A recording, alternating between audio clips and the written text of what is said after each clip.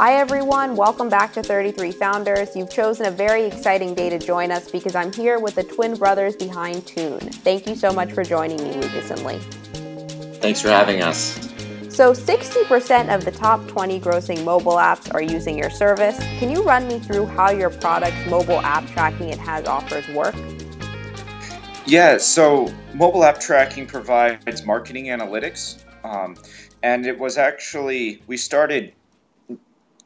so our HasOffers product is a product for supply, so to manage your own ad network, and then our mobile app tracking product is our demand side tool to actually manage your relationships with ad networks and manage your marketing campaigns. So the mobile app tracking product, after a mobile app developer installs and implements our SDK, they would then use these tracking URLs in all their various marketing campaigns, including their campaigns with established ad networks. And then we provide insights on where these installs for the various marketing campaigns are coming from, and then also post-install analytics, so being able to show retention for various marketing campaigns and also lifetime value. Great. What would you say are the top 3 challenges that your customers are facing, and how are you helping them with that? So top 3 would be, number 1 is acquiring users. So if you have a mobile app, you're going to want some users for your mobile app, and so we come in, and that's where our technology is really great at, is helping mobile app developers acquire new users. And once you have new users, you then want to retain them and keep them engaged. And so if you understand where your clients or where your users are coming from, and then you understand, well, these users aren't engaged anymore, then you can actually go out and get them re-engaged. And then the third thing is just scale. So you can certainly go out and start working with a single ad network, maybe 1 or 2 ad networks. You can manage that, but if you're growing beyond a few ad partners to really acquire lots of engaged users, you're going to need some technology to support you scaling your advertising campaigns. And that's where our technology comes in. You implement us, and then we enable you to work with lots of different ad partners. Yeah, and that's kind of where the product started. Is our first product was HasOffers, and it was really enabled advertisers and to manage their direct relationships with publishers. And we'd get a certain set of advertisers who would sign up with HasOffers, and they'd go, where's my traffic? Well, the HasOffers product is really good at enabling those relationships, but we don't necessarily directly facilitate sending traffic. We're not an ad network. We're a technology provider. And that's really where mobile app tracking came from. Well, we have this set of clients that are signing up using HasOffers, but they really want to get started and pretty easily and to start driving traffic. And that's that's why we set out to build mobile app tracking, was specifically for mobile advertisers, and give them direct integrations into all the ad networks and kind of facilitate providing traffic to them. And a lot of that on the side of your customer has to do with them experimenting with different things to see which marketing works and which doesn't. How do you guys as a company experiment and test out new projects? Other than hackathons that require people not to sleep, of course. We start small. That's how we started both of our products. And so it's figuring out what the clients want. How can we actually prototype it in a way where we can start getting client feedback, and even allowing them to use a prototype if we can. And then taking those learnings and actually building it out into a full-fledged product. The mobile app tracking product was actually just a small add-on onto our HasOffers product, and then this prototype add-on grew so big that we actually had to make it into its own product. And so a lot of what you'll start to see coming out of Tune is going to be more of these smaller prototypes that tie all your marketing campaigns together. I know a lot of that happened at the hackathon. Can you guys share anything, or is that still top secret tune business? I mean, the app that won was an app called Mobile Moguls, and it's the journey. It's a clicking game, and it's a journey of a CEO basically clicking, and as they click, they get more resources. Then they can actually get more skills. They can then hire various people, and then they just continue to grow their resources. But the hackathon was really geared towards building mobile games, and it wasn't geared towards providing new prototypes for existing projects and existing things that we want to get done. It was more just coming together and developing some fun games. Very cool. So what advice would you guys give to a marketing team, let's say of a really young startup who is bootstrapping like you guys did and doesn't have money to spend on a big marketing budget? What should they do?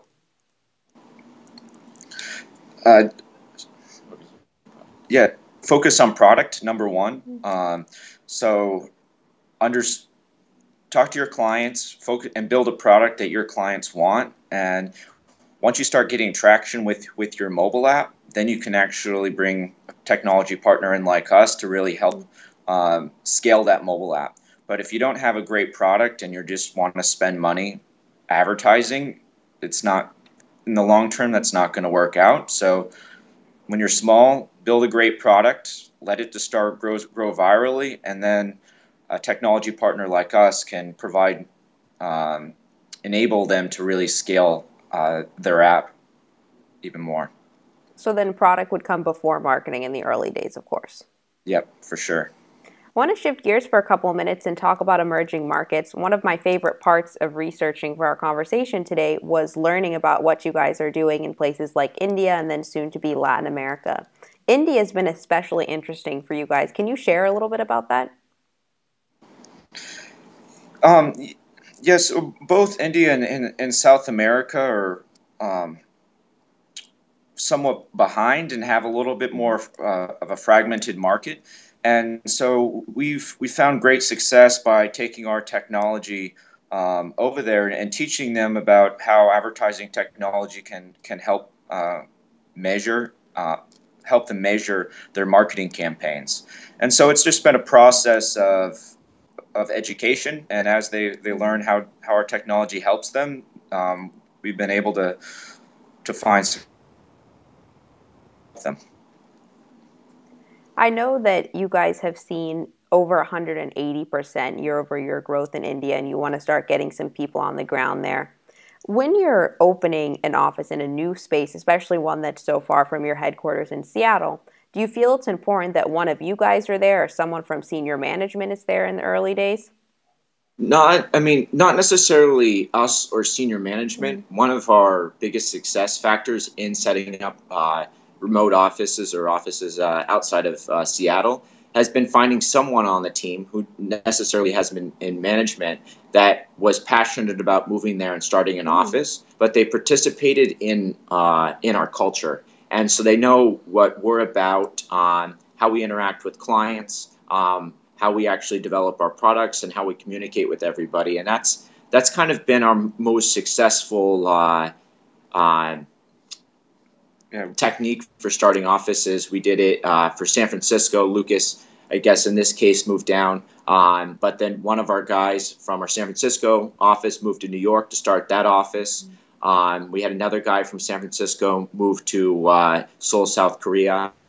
And then also our Tel Aviv office, which was the first office we started. REA, we worked with them for over a year, and before he came on board and started the office out there. So we've had everybody that started offices, we've had a long and very successful track record just working together before giving them the responsibility to kind of go out there and claim new ground. So once they get there, they're running the ship, right? They're transmitting the tune culture. Yep. And it's important to have that. When it comes to the expansions for your customers in particular, the emerging markets are a little bit of a different game. What recommendations can you give them to get the most out of their campaigns there?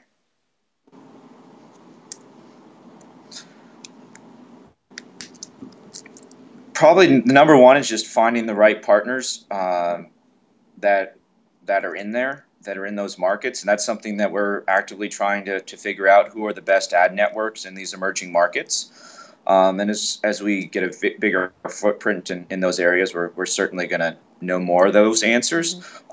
So yeah, it's getting in there. It's starting somewhat smaller and less aggressive, and building trust with those ad networks that their clients are going to be running their campaigns with, and being open to learn and iterate on their strategy that they've employed.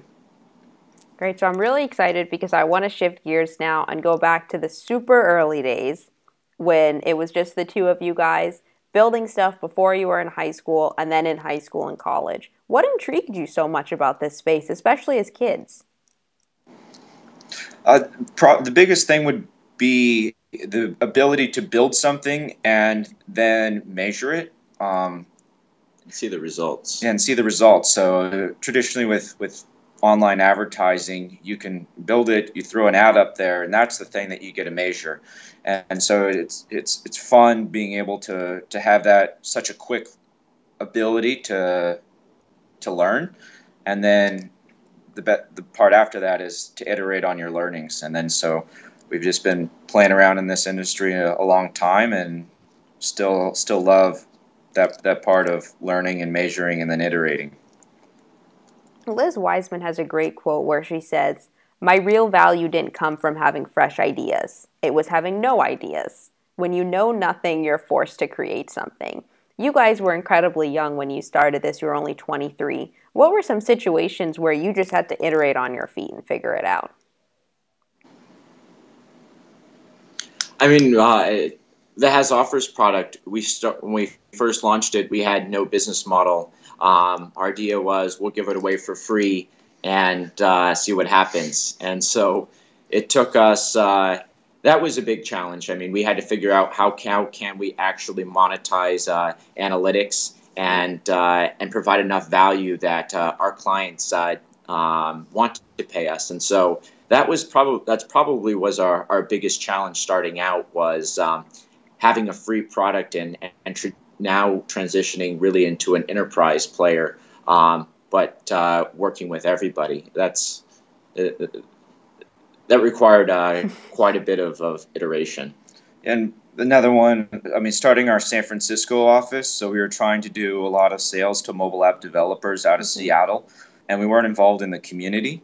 And so as soon as Mike and I moved down to San Francisco, it was night and day, and our mobile app tracking product really took off after we were able to be a part of the San Francisco community. And unless you go out there and take that risk not knowing, yeah, it's worked out. But yeah, I think it's worked out pretty well.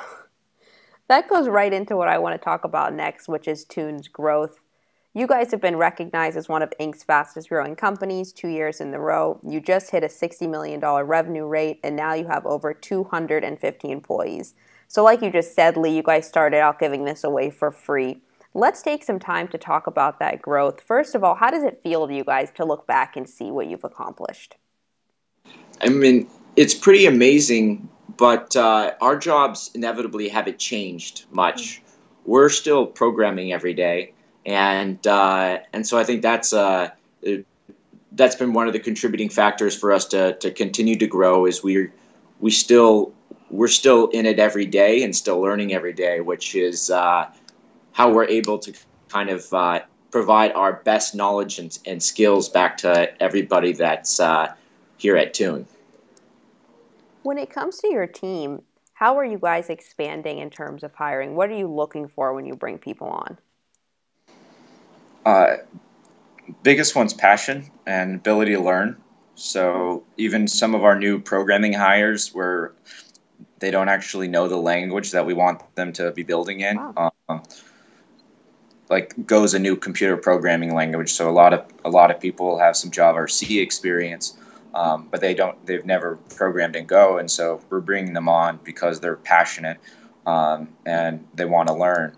And it's finding those people that are passionate and want to learn to really build cool stuff. It's a big risk to take on people. Yes, but it makes it exciting for us and for them. So yeah, it's good. I love that. I don't think I've ever heard someone say that. I've heard people say that they want someone to have an ability to learn, but to pick someone up who isn't doing it exactly how you are is pretty impressive. When it comes to that culture, how are you guys making sure that you have a responsive culture? Because in marketing, that's crucial. Just being here, being present, working on the same level as most of all of our teams, and I think if we're listening to clients, we're listening to our team members, and we're communicating all that fun stuff, I think that's the way we've traditionally been responsive, and hopefully that can continue as we continue to grow. My friend Melanie just shared with me that you have to reinvent your company structure every time your company doubles in size. Have you guys experienced that? There's a smile, so maybe you have. Yeah, we probably a year and a half ago. So the mobile app tracking product was actually, so the HasOffers product internally was HasOffers for networks, so HasOffers for the supply side. And then we were actually building the mobile app tracking product, but it was actually just HasOffers for advertisers. And it wasn't actually called mobile app tracking when we originally started it. And so we were probably 80 people at the time, about 80 people at the time, 3 years ago. And we were all in one office space, and what we decided, in order for both teams to focus on the supply and the demand, was to actually move one of the teams a couple blocks down the street into their own office space. So that way both teams can ensure that they have enough resources to actually conquer and destroy the opportunity that they've set out to do. And so now that looking back on that, that was great for the time. Something we had to change the structure because we did double in size, and that supported us. Probably not quite. We've grown a lot more than double of Yeah. one. But in Seattle, it's probably just a little bit over double. And now we actually next door we were in about a month, our new office space opens up right next door, and then it's an opportunity to change the structure of the company and actually start to bring the teams more working in the same building together again. That's great. Are you guys excited for that? Yeah. That saves some couple of trips back and forth too. Yeah. So I want to go back for a couple of minutes and talk about your guys' decision to bootstrap the company. Why did you choose that option? Because we didn't know exactly what we wanted to build and the exact market, and so there was too many unknowns for us to then go out and take investment. And so we wanted to understand our clients, what we wanted to build, have more of those unknowns decided, or at least have an understanding of those unknowns. And once we have that, then that's where we should bring in an investor in to help us scale the idea. And so as soon as we actually did bootstrap it, we figured out how to grow it. There wasn't everything was working and growing and scaling, and we didn't necessarily need an investment after that, after we made it through that initial hump, yeah. And so then after that, then it was, well, here's our product. We bootstrapped it. What's the next level? And then that was a great opportunity to bring Excel Partners, who's our first who our first investment was from, and to really help us grow. Yeah, I'd say the biggest thing, it allowed us to be patient and actually learn what our clients wanted and not try to rush into the market, which was incredibly beneficial. When it came to that, you guys had to be super conservative with money, of course. What are some ways that other young startups who are choosing to bootstrap or even just want to ensure a slow burn rate can cut back on certain costs that aren't necessary? Buy all your office equipment off eBay used. you can also, IKEA desks are definitely work for sure. And we still actually buy all of our office chairs from Office Depot because they're only $280 per chair instead of you get a real office, not a real one, but a traditional tech office chair. It's 500 plus. And I think the biggest thing though is finding a unique space to work in that's relatively cheap. You don't need to be where all the rest of the big startups are because it creates noise. And so we found a really good place here in Belltown in Seattle, and it wasn't next to all the big companies. So it allowed us to kind of thrive in our own little area, which definitely helped out having cheap rent in the beginning. When you guys decided to take venture, I know Peter Hamilton, your CEO, played a big role in that. But then when it came to your Series B, I read in a blog post that he thought a couple weeks before Thanksgiving in 2014, he would just see if anyone was interesting. And it ended up that a ton of investors wanted to be a part of it. How did you guys end up deciding? Well, I think the biggest one was choosing the partners that we really wanted to work with. We're a young company, and so it was really about finding those partners that would fulfill kind of some of the experience we didn't necessarily have, and be our mentors. And so that was probably one of the biggest driving forces. I mean, again, we're a young company, and we're planning on doing it again, and so it was more of choosing the right partner to making sure that it would be perfect, and which isn't necessarily always monetary. It's about ensuring that we will be successful, which in the end is the best outcome. So, we meaning everybody.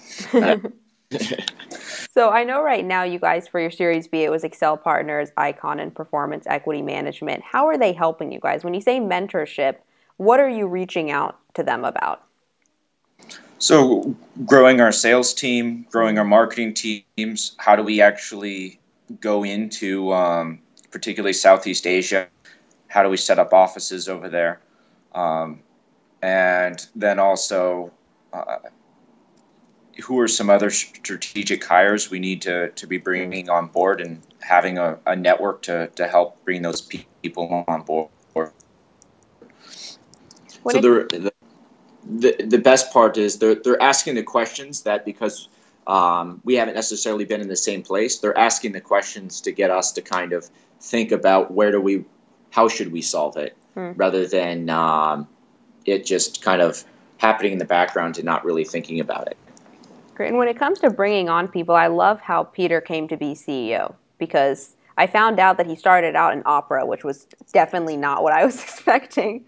And then he came and was working with you guys, and then you hired from within.